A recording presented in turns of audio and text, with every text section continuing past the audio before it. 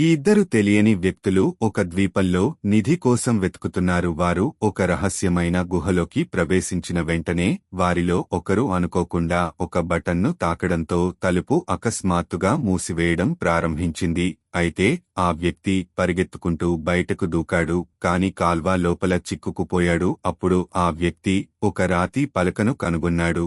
దానిని నొక్కడం ద్వారా అతను మళ్లీ తలుపు తెరిచాడు. ఇప్పుడు ఇద్దరూ కలిసి ముందుకు సాగారు.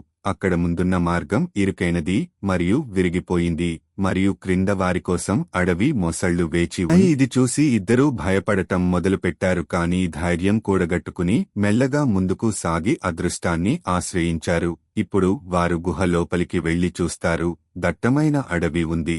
అక్కడ నుండి కొంచెం ముందుకు వెళ్లిన తర్వాత వారికి 500 సంవత్సరాల పురాతన సమాధి కనిపిస్తుంది. అందులో నిధి ఉందేమో అనుకున్నారు. అందుకే సమాధి మూత తెరిచారు, కాని అందులో నిధికి బదులు తెల్లని అస్థిపంజరం పడి ఉంది. కాల్వ త్వరగా ప్లేట్లో ఎముకలను నింపుతుంది, కాని పొదల్లో నుండి ఈ సమాధికి రక్షకులుగా ఉన్న తోడేళ్ల జెండా వస్తుంది. మీరు సబ్స్క్రైబ్ చేసిన వెంటనే దాని పార్ట్ 2 వస్తుంది.